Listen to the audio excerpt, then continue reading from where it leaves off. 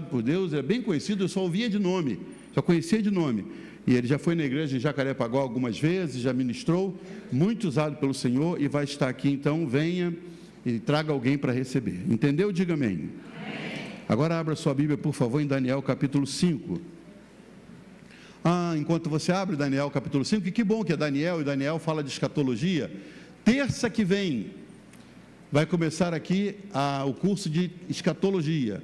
7 semanas, 7 dias de estudo. Pastor Pedro vai estar ministrando, e nós abrimos a oportunidade para você que não faz o Sião, fazer só esse curso, só esse bloco de escatologia. Você só vai pagar pela apostila, mas a gente incentiva que você participe. Serão reuniões muito esclarecedoras, você precisa saber o que está acontecendo no mundo. Lá fora a coisa está pegando, lá fora a coisa está pegando. Agora Israel decidiu acabar com o Irã, acabar com o governo do Irã. Mandaram o recado, não sei se você viu, os carros, os cavalos, o pessoal saindo como podia, porque eles anunciaram antes, vamos bombardear, estão bombardeando. Se você comparar o poder bélico do Irã com o poder de Israel, irmãos, é humilhante. Então, Israel está partindo para cima, que ele disse: nós vamos livrar o mundo desse povo que só querem destruição de Israel. Então, a coisa está muito séria. Isso tudo tem a ver com os tempos do fim que nós estamos vivendo. E por acaso, hoje nós vamos estar estudando Daniel, então é mais um incentivo para você estar aqui e se matricular para podermos fazer sua apostila para terça-feira.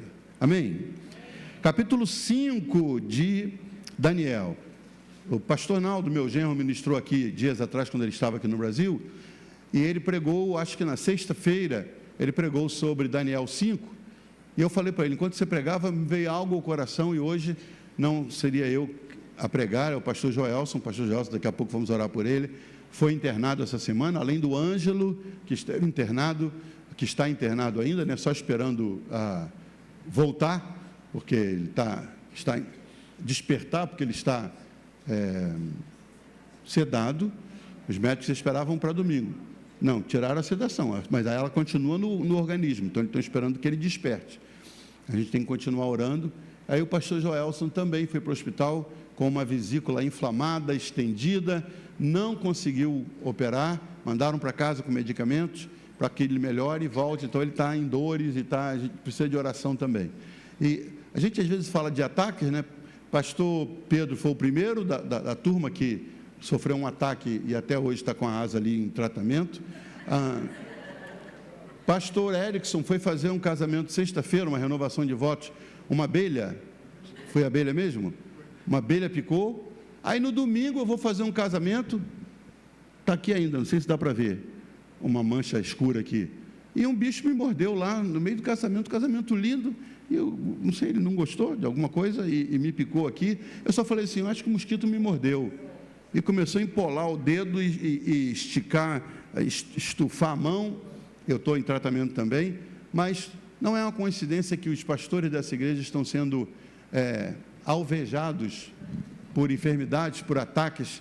Então mantenha os pastores da sua igreja debaixo da sua oração. Daniel capítulo 5, acharam aí? A gente já vai ler. Antes de ler, eu tenho falhado em não estar sempre lembrando a visão da igreja, a missão da igreja. A gente fala, nós somos uma igreja de olhos molhados, pelo menos é a nossa visão, nossa intenção. Ser uma igreja de olhos molhados significa uma igreja sensível, uma igreja que se quebra diante da presença do Senhor, uma igreja que chora, uma igreja de ouvidos sensíveis, que ouvem a voz do Senhor, que discernem a voz do Senhor, uma igreja de mãos e pés calejados, porque pega no arado, porque anda em direção aos perdidos, e uma igreja de joelhos flexíveis, uma igreja que ora. Esse é o desejo do nosso coração. Mas a gente fala da nossa missão. A nossa missão é tríplice: buscar os perdidos. Buscar os perdidos. Vão me ajudar aí? Não, está aqui já. Buscar os perdidos. Como é que a gente faz isso? A gente faz isso através do evangelismo de rua, do entregar quentinhas aos necessitados. Esse trabalho que a gente faz quando leva a igreja para fora, a gente está buscando os perdidos, porque eles não acham o caminho da igreja, irmãos. O inimigo bota tanto impedimento que ele não acha. Então nós temos que buscar, literalmente, buscar os perdidos.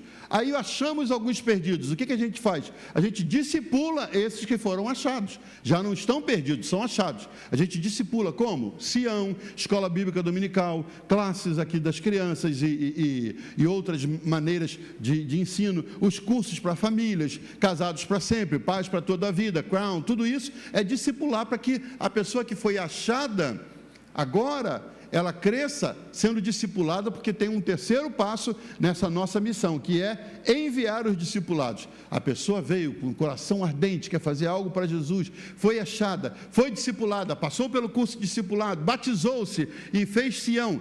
A gente quer que ela vá para algum lugar, que ela também faça o trabalho de ir para a rua. Então, a gente envia e queremos cada vez ser mais intencionais nesse envio. Domingo o pastor Joãozinho esteve aqui de manhã, me emocionou muito ver, foi uma manhã diferente, ele falou diferente de todas as vezes que eu já ouvi, porque ele estava realmente desabafando assim, de um homem que já enfrentou tanta luta, tanta perseguição, e agora tendo a chance de ministrar numa igreja onde ele se sentiu confortável, ele falando das lutas, as lutas que ele tem com os filhos que cresceram vivendo em países diferentes, nasceram na África, foram depois para Senegal, a filha foi para os Estados Unidos estudar, ganhou uma bolsa em Paris, de Belas Artes e tal, hoje está no Brasil, e está naquela fase não sei se eu quero ir para a igreja. Aí você diz, um filho de missionário, como pode? E a gente não julga, é porque às vezes a carga do que viram o pai passar, a mãe sofrer, chega uma hora que acha que não está valendo a pena, então precisa de um toque do Senhor. E ele aqui abriu o coração falando de missões, e no meu coração eu falei, Senhor, a gente quer ser uma igreja missionária, que envie, não apenas para abrir igrejas ao redor aqui do Rio, ou um pouco mais pelo Brasil, mas enviando para fora também, a gente quer fazer isso, e não podemos mandar ninguém que não tenha sido achado e discipulado para que possa ir de maneira apropriada, para não voltar arrependido de ter ido. Então a igreja está trabalhando nisso, essa é a visão da igreja, buscar os perdidos, discipular os que são achados e enviar os discipulados. Mas nós temos um alvo, e nos últimos dias o Senhor tem falado comigo, e falou essa madrugada quando me chamou para orar, o Senhor tem falado, a visão é sua ou é da igreja? Porque eu sempre falei para o Senhor, Senhor, pode parecer atrevimento ou ousadia, mas eu quero influenciar 1 bilhão de pessoas. 1 bilhão, não é 1 bilhão, 1 bilhão é até fácil. 1 bilhão, não é? O Brasil tem 200 e quantos? 220 milhões de pessoas. Estou falando de 1 bilhão aí, está juntando mais algumas nações, não é? 1 bilhão de pessoas. O mundo hoje tem cerca de 8 bi de habitantes. Então, estamos falando de influenciar 1 bilhão de pessoas. Deixa eu ver se está aqui na nossa tela, para que você me acompanhe. Influenciar 1 bilhão de pessoas. Por que a gente faz isso, irmãos? Falar que é muita ousadia. Me ajuda aí, agora foi. É muita ousadia você dizer 1 bilhão, 1 bilhão de pessoas. Eu quero, a partir de hoje, que você assuma esse alvo para a sua vida também, de nós vamos influenciar 1 bilhão de pessoas. Porque se eu não contaminar você com essa visão, vai ser um vagalume solitário por aí tentando iluminar o mundo e não conseguindo, porque é só um lumezinho piscando aqui e ali, mas se somos vários, a gente ilumina a estrada. E por que a gente fala de influenciar, irmãos? Porque tem muita gente influenciando de maneira que não conduz a Jesus. Por exemplo, eu fui ler hoje o Paulo Coelho, que é um carioca, não é, que era amigo de Raul Seixas e tal, um hippie, ele começou a escrever livros. Ele já vendeu 174 milhões de exemplares. Ele é um dos líderes em best-sellers no mundo inteiro. E acredita-se que com os livros dele, ele já influenciou mais de 600 milhões de pessoas. Mais de 600 milhões de pessoas já leram o livro do Paulo Coelho. Muito interessante, os livros dele. Mas assim, te ajudam em achar o caminho para o céu, na sua convivência com Deus? Não. Mas ele influenciou quase 1 bilhão de pessoas.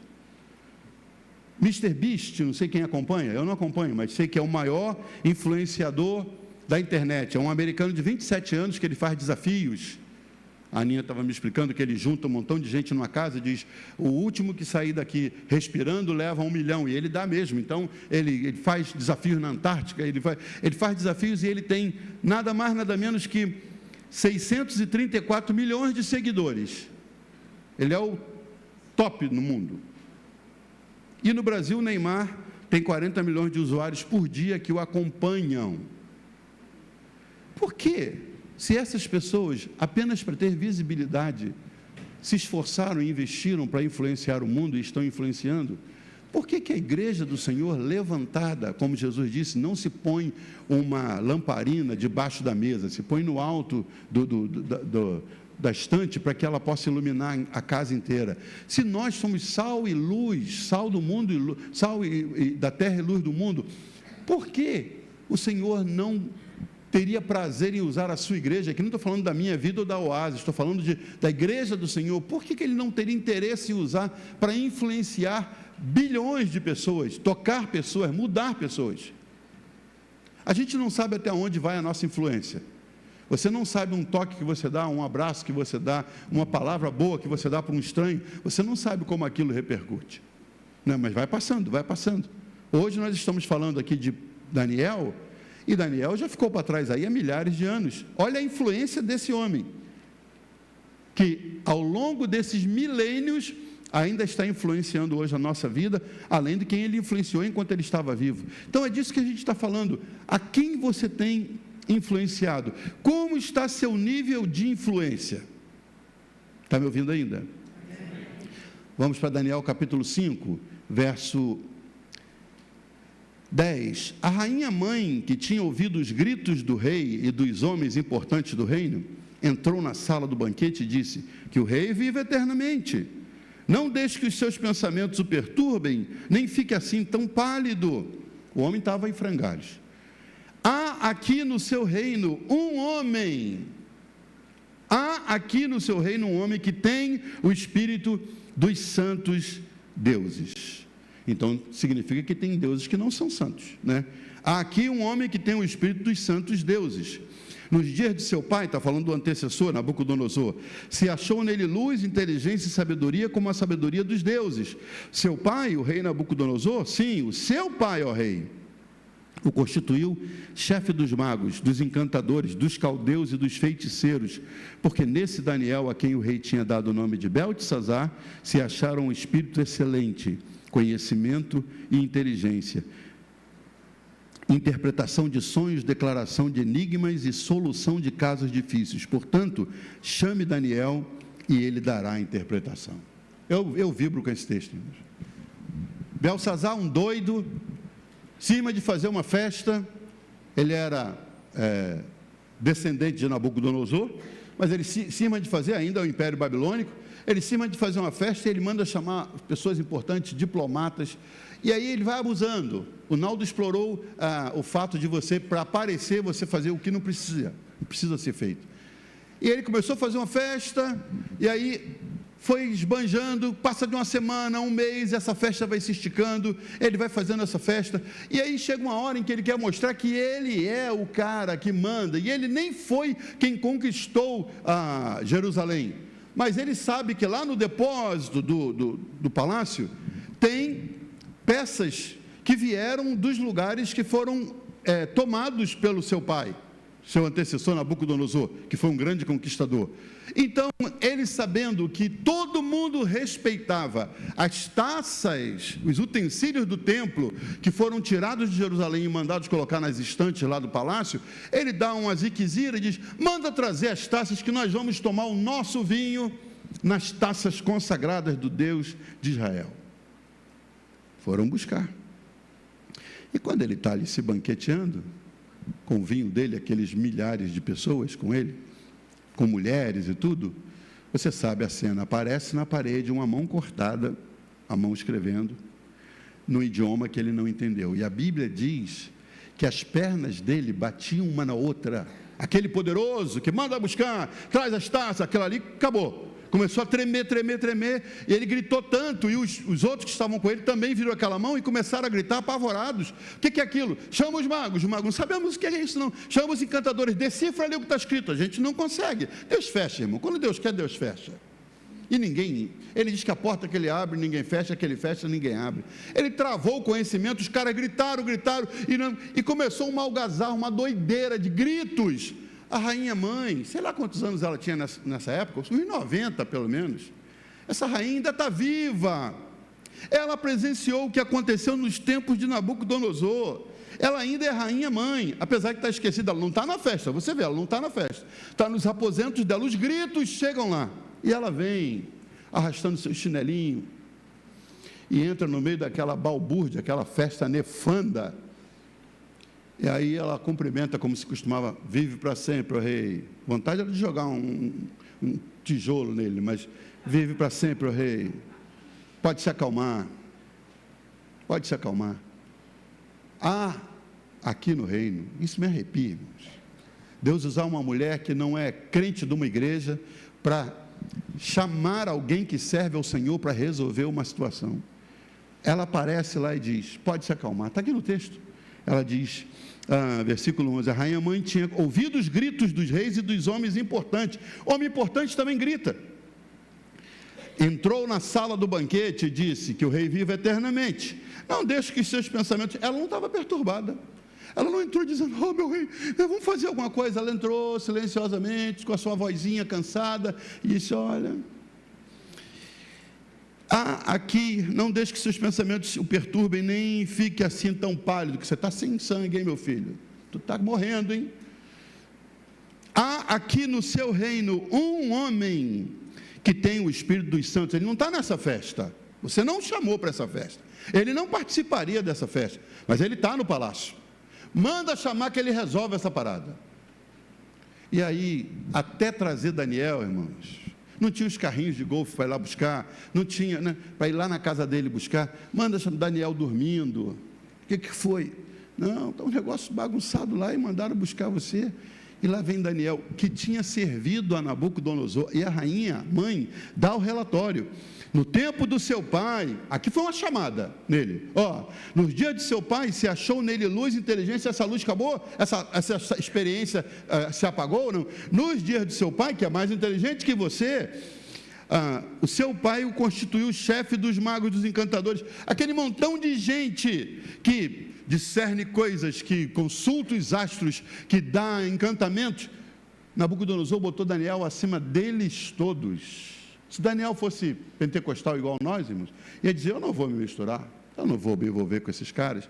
Ele sabia quem ele era em Deus, a identidade dele em Deus, e ele sabia: se eu estou ganhando uma posição de destaque dessa, é para influenciar esse reino, esse império.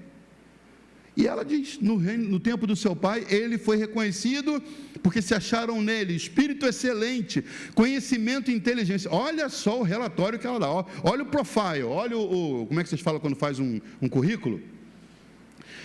Acharam um espírito excelente, conhecimento e inteligência. Em outras palavras, esses aqui não tem nada disso.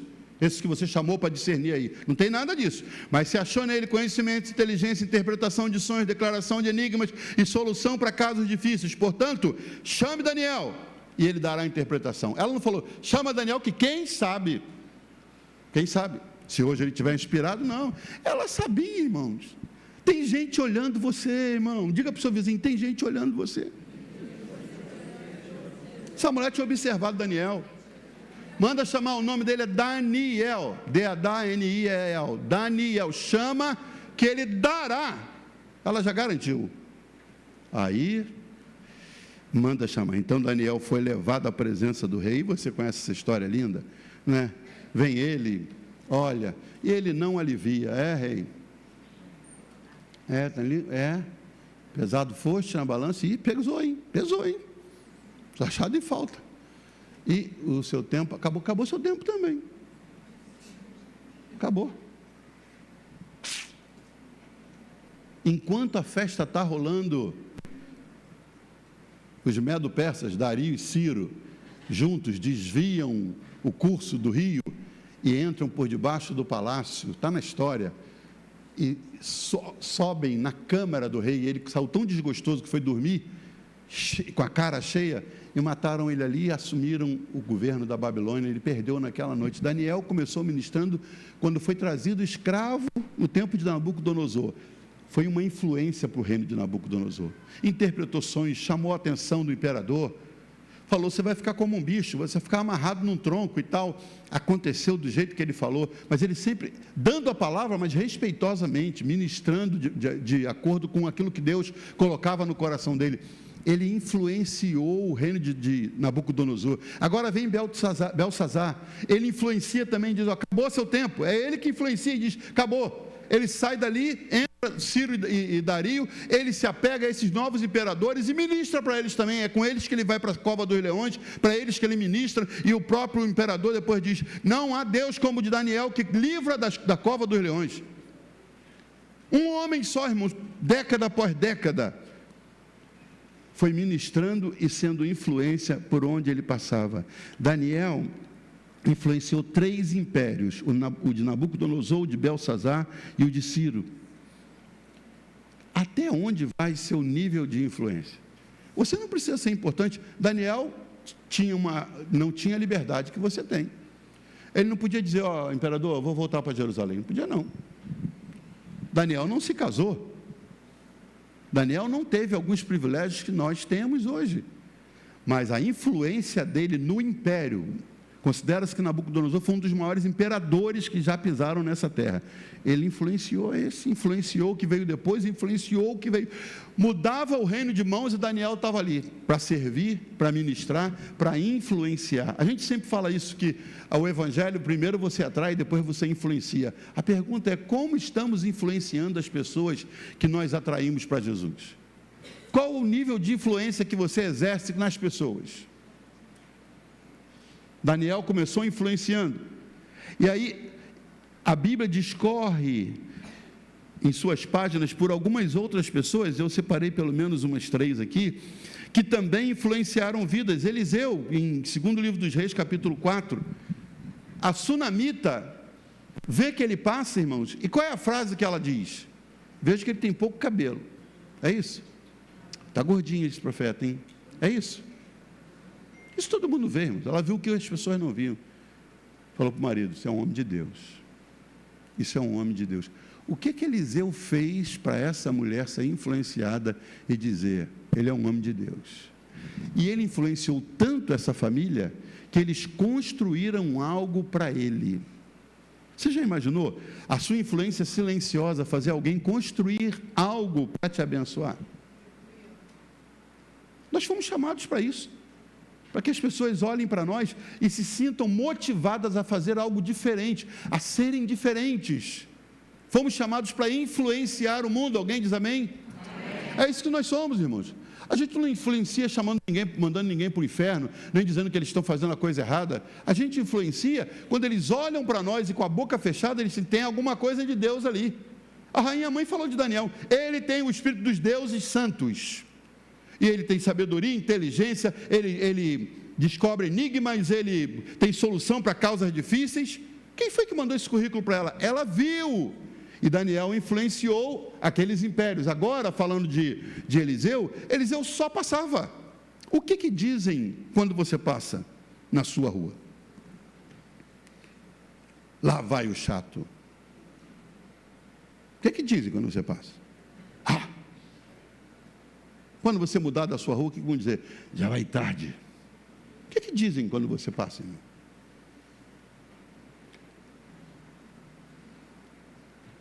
A mulher construiu um cômodo para ele. Olha a influência de alguém que tem Deus na vida. E essa influência alcançou uma família. Ela convenceu o marido a construir um quarto decente. Não foi um puxadinho, não. Um quarto, e mobiliaram para que ele ficasse ali toda vez que ele passasse na região. Eu estou fazendo um curso de especialização em liderança, e o pastor, ele fala que as pessoas hoje querem, aquilo que nós ministramos domingo, logo depois eu fui ler, domingo passado, retrasado, e aí logo depois eu estava fazendo as aulas, e ele estava falando algo parecido. Ele disse que as pessoas querem receber algo de alguém que tem o que elas não têm, mas não estão dispostas a investir nisso. Como é que você pode investir em você mesmo para que você faça a diferença? O que você lê? O que você assiste? Você é o campeão do TikTok. Isso vai influenciar quem, irmão? O que você lê? Aqueles livros ali, tem uns que estão ali há um tempão, tinha que acabar hoje. Cada um de nós pegar um livro daquele e acabar com esses livros. Porque é uma maneira de você crescer para influenciar outras pessoas, investir em você mesmo. Esse pastor estava falando assim, perguntaram para ele, se a gente te der 100 mil reais hoje, o que você faz? Ele falou, invista em viajar para visitar igrejas grandes líderes para aprender com eles. Não vou comprar nada, só investiria em passagens, em hospedagem para conhecer grandes homens de Deus que ainda estão vivos e que ministram, para que eu possa aprender com eles. Qual foi o último investimento que você fez para que a sua vida se tornasse mais cheia de Deus, para que você pudesse influenciar pessoas? Qual o último investimento que você fez? A gente compra coisas que não nos edificam, não nos levantam, não mudam o nosso nível. Eliseu influenciou a família da Sunamita ao ponto de ela construir algo para ele. Salomão, 1 de Reis, capítulo 10, verso 7, primeiro livro dos reis. Irmãos, a rainha de Sabá, ela morava a 2.500 quilômetros de distância da África, onde ela veio até Jerusalém. 2.500 quilômetros de distância. Eu não sei nem daqui aonde é essa distância toda. Mas é para o Nordeste, pelo menos, né? 2.500 quilômetros. Para o Norte. É muita coisa. Os estudiosos dizem que essa viagem dela, porque ela trouxe 800 camelos, durou pelo menos 6 meses. 6 meses para quê? Para conhecer um homem de quem ela ouviu a fama. E quando ela chega e vê o palácio, vê a decoração, vê o modo que os servos de Salomão serviam, Salomão perguntou, ei, gostou do que está vendo? Ela falou, eu ouvi a seu respeito, amigo, eu ouvi a seu respeito. Mas não me contaram a metade do que você é. Ela foi tão influenciada pelo que ela ouviu de Salomão à distância, que ela viajou 6 meses, metade de um ano, agora a outra metade para voltar, para conhecer um homem, ter um contato com ele e aprender de alguém que era considerado o homem mais sábio daquela época. Ela viajou para isso. A gente fez um seminário aqui em novembro passado com o pastor Colin Cooper, veio lá do Reino Unido, não é? Ele e o filho. Trouxemos o pastor Ricardo Carvalho também, que não costuma aceitar convites e veio aqui. Mas eu queria ter uma maneira de influenciar os membros da nossa igreja, para que eles entendessem o que a gente estava tendo aqui, e não consegui convencer muita gente. Nós baixamos o preço, vamos ficar só no que a gente pode para tirar os custos. Ainda assim, por quê, irmãos? Porque há uma cultura de não se valorizar, de não investir em você mesmo. Às vezes você investe em comida, investe em roupa, mas não investe em conhecimento. Sabe o que Salomão, esse homem que a gente está citando, falou? Mais do que tudo, invista em conhecimento. Ele disse, vale mais que os rubis. Ata o teu coração ao conhecimento, estude, dedique-se ao conhecimento, para que você possa influenciar outras pessoas. Salomão ouviu-se dele lá na África, e a rainha de Sabá veio por 6 meses de viagem, simplesmente para estar de frente para um homem que ela disse assim, é o mais sábio que eu já vi, mas mentiram para mim, não me contaram a metade do que você é. Olha, isso aqui é um elogio. Você perguntar para alguém que vem aqui na igreja, e aí diz, e aí? Não, eu ouvi falar da Oásis, e eu vi, o que você achou? Olha, não é metade do que me disseram. Pensei que você ia dar um glória a Deus, mas...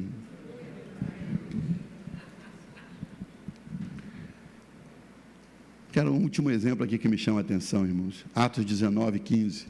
7 expulsadores de demônio, filhos de Seva. Eles desenvolveram a técnica. Não sei onde eles aprenderam, mas eles expulsavam demônios. Um dia falaram para eles, estão endemoniados, eles foram, os 7 irmãos, foram lá para expulsar. E chegaram lá e eles disseram para os demônios assim, eu vos esconjuro no nome do Jesus que Paulo prega. Olha, é muita terceirização. Eu vos expulso no nome de Jesus que Paulo prega. Aí os demônios disseram, A gente sabe quem é Jesus. E a gente sabe quem é Paulo. Irmãos, o inferno sabe quem é Paulo. Os demônios no inferno sabiam, tem um cara dando trabalho. Tem um cara arrebentando com o reino das trevas. E a hora que os sujeitos chegam lá e vão expulsar e falam o nome de Paulo, a gente sabe quem é Paulo. Vocês quem são? E vocês quem são? E um endemoniado pula em cima de 7, eles saem rasgados e feridos, gritando, porque não conseguiram expulsar um demônio. Olha a influência desse homem de Deus, de Paulo. Conhecido no céu e conhecido no inferno. Aonde ele passava, as pessoas sabiam. Esse cara influencia. Esse cara tem Jesus na vida, ele tem alguma coisa. Assim como aconteceu com Daniel, assim como aconteceu com Eliseu, assim como aconteceu com Salomão.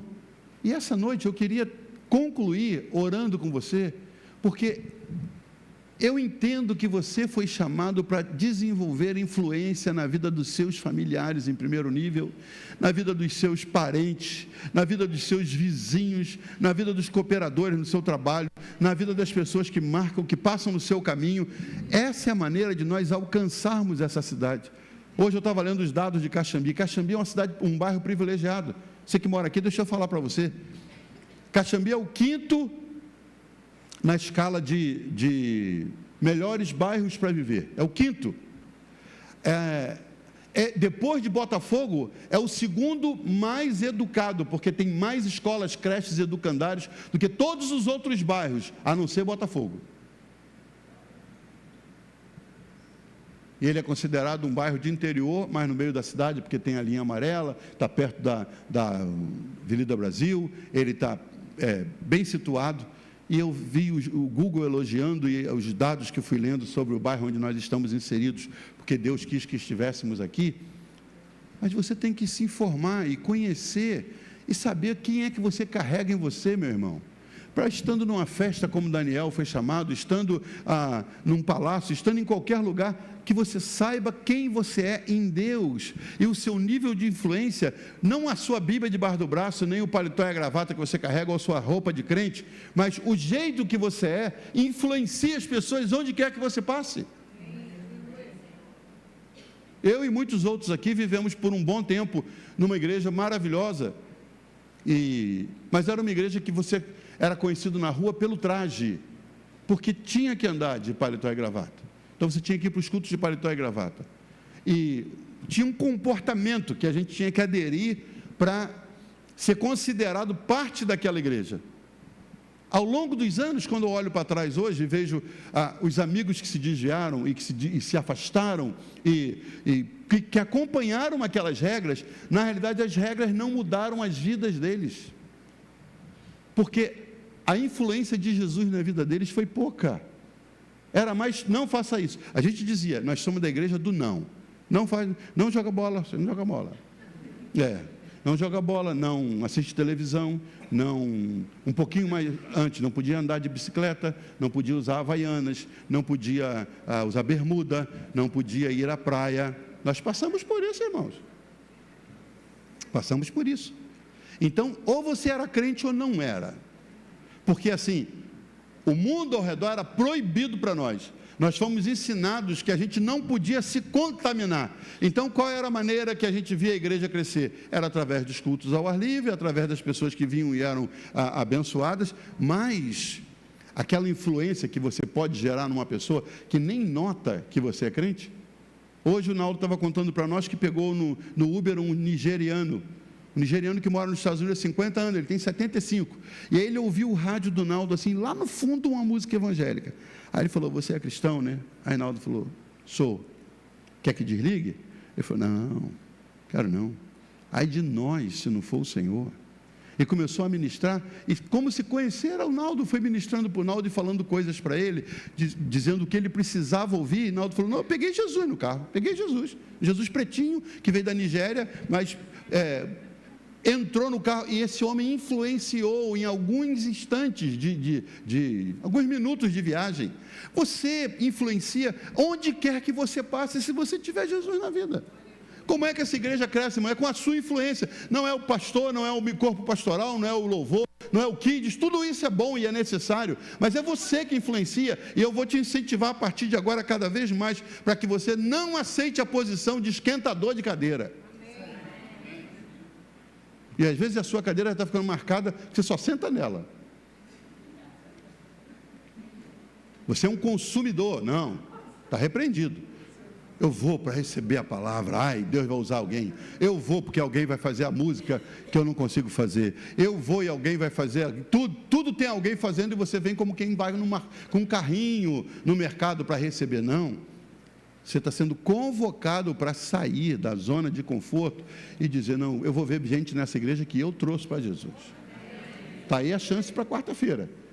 É difícil você colocar nomes num papelzinho e começar a orar dizendo, Senhor, me ajuda que eu quero convidar. Você acha que Deus não entra nessa? Ele vai te inspirar, o Espírito Santo vai te inspirar os nomes. E, Senhor, esse aqui, meu Deus, ele já sabe. Ele inspirou, você põe, isso, vai vir com aqueles colares, vai vir com tudo, põe o nomezinho dele lá. Depois, já orou, o Senhor já bisuntou ele já está no jeito. Aí você chega e diz, eu tinha um convite para você. A gente vai ter uma festa lá na igreja. E queria tanto que você fosse. Pô, seria uma honra para mim se você fosse.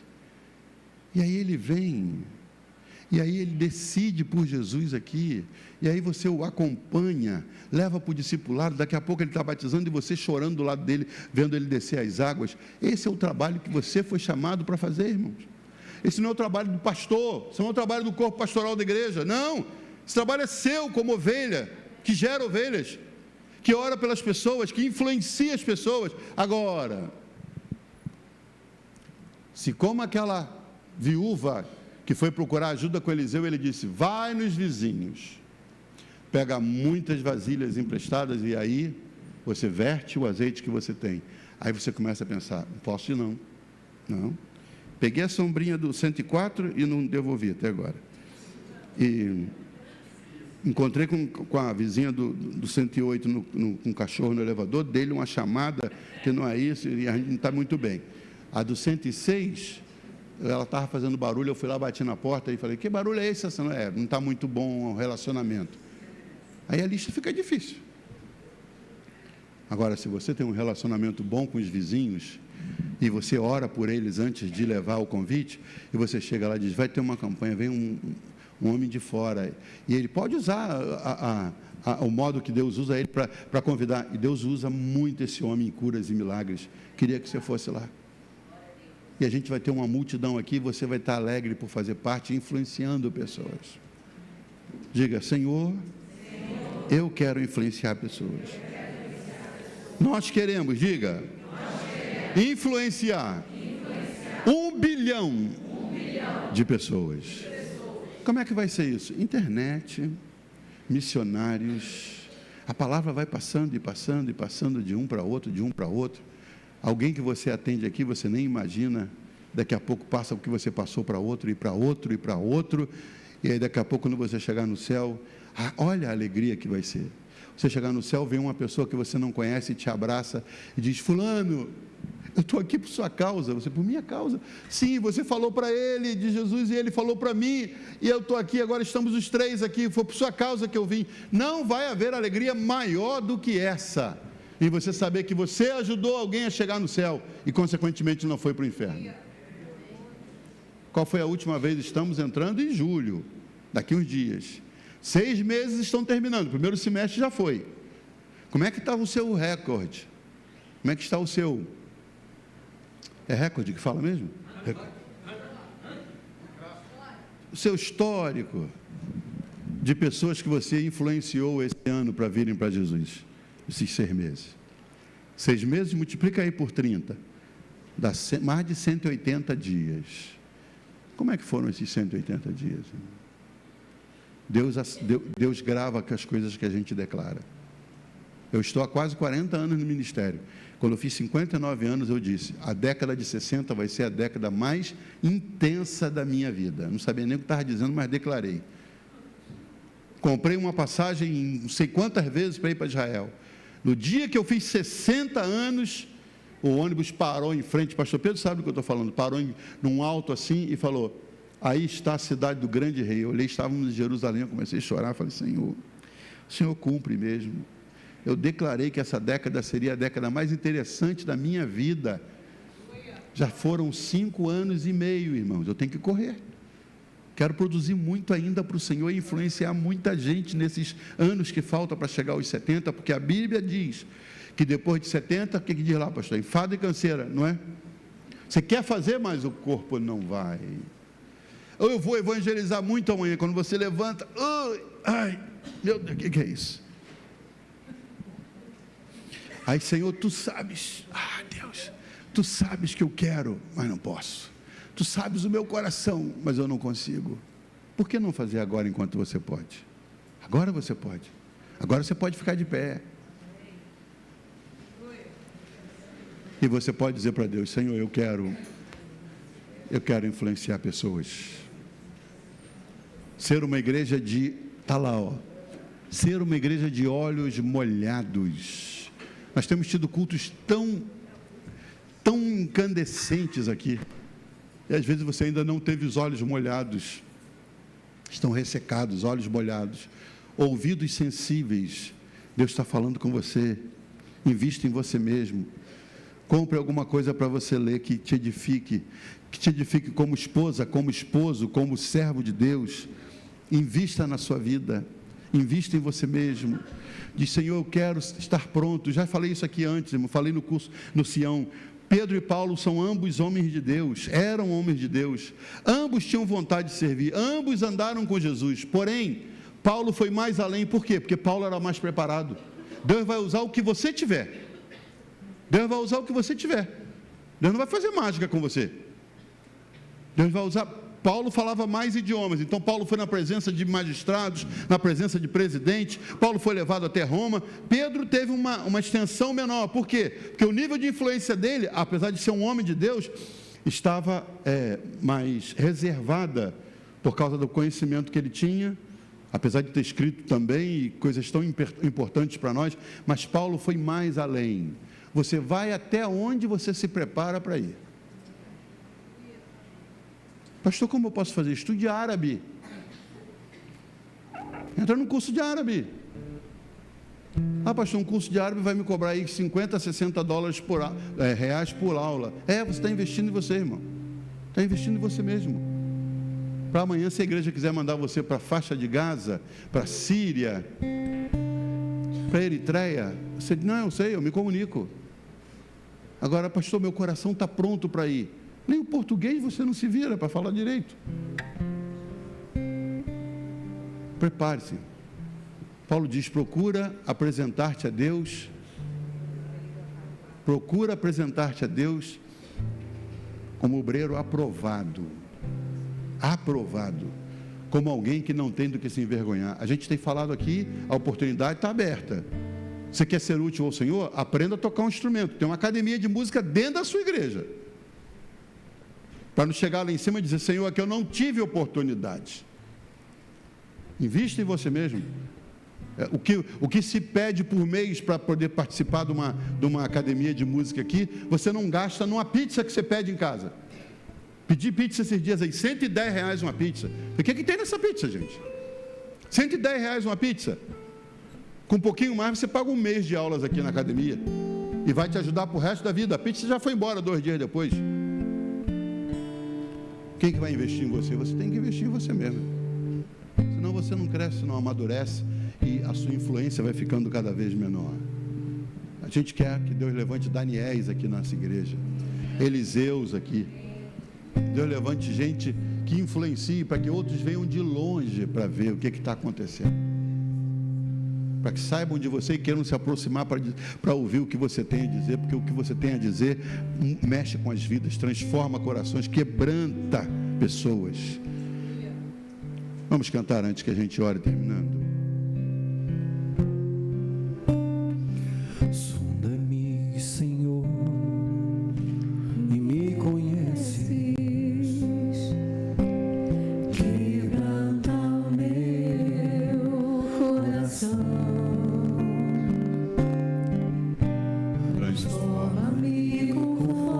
Você quer mesmo que Ele te transforme? se engessou. E enche-me até que em mim se ache só a ti. Então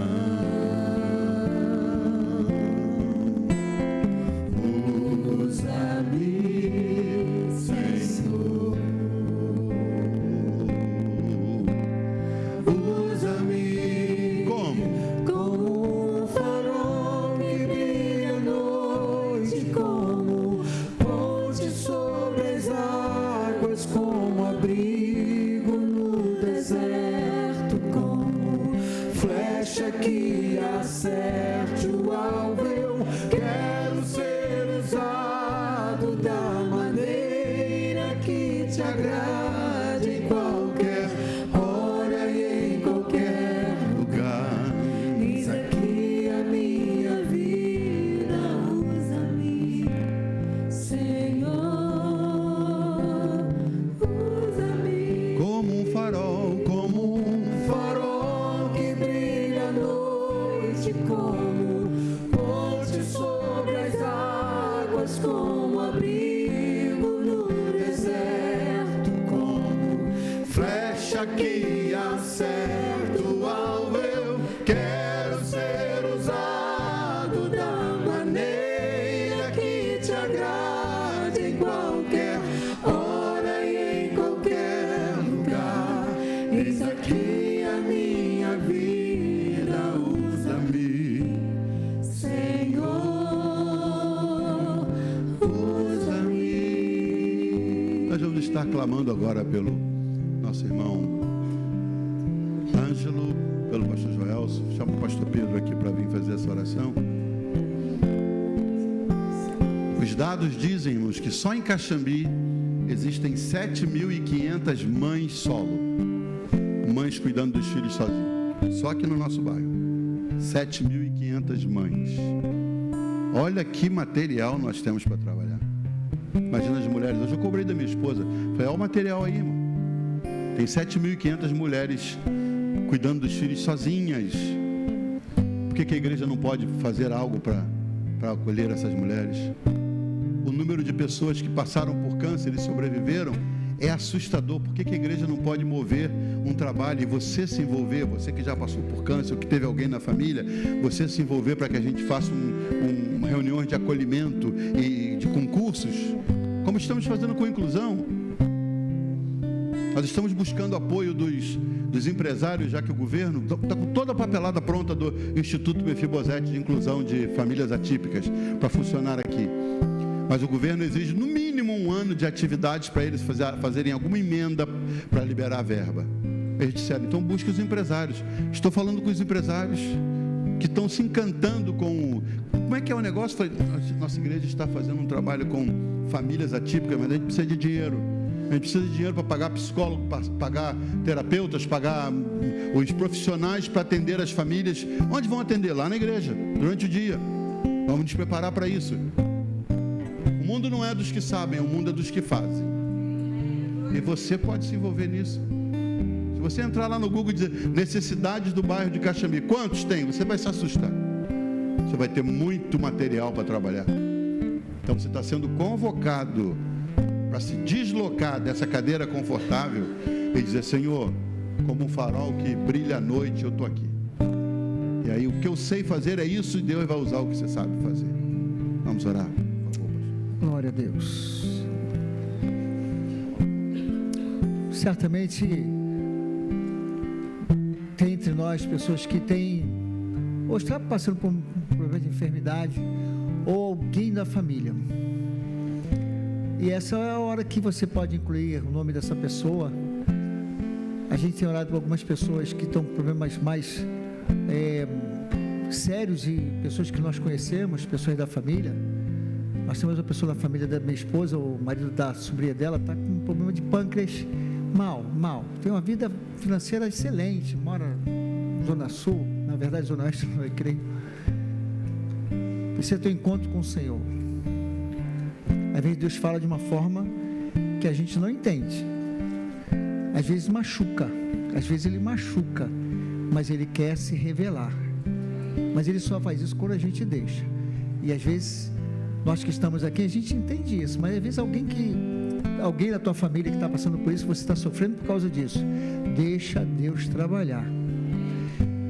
E coloca essa pessoa agora na oração que nós vamos fazer agora.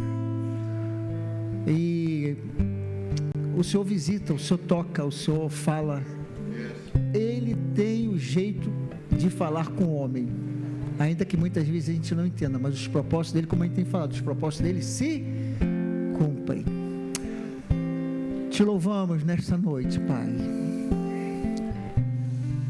Como foi pregado nesta noite, Senhor, ajuda-nos a sermos influência na vida das pessoas. Ajuda-nos a sermos instrumento nas Tuas mãos para abençoar pessoas. Ajuda-nos, Pai, para que através de nós, o Teu nome seja exaltado, seja glorificado com os nossos testemunhos, mas com a manifestação do Teu poder através de nós, como Tu fizeste com Pedro, com Paulo e tantos outros Teus filhos, Pai, que nós conhecemos através da Tua palavra. Tu não mudaste, Senhor, e o nosso Deus é o mesmo. Tu és o mesmo Deus que agiu na vida daqueles homens, e nós queremos, Pai, que Tu ajas através de nós também, para que o Teu nome seja exaltado, o Teu nome seja glorificado. Oramos, Pai, em favor do nosso irmão Ângelo, Senhor, que já está há semanas naquela situação. Oramos por vários motivos na vida dele.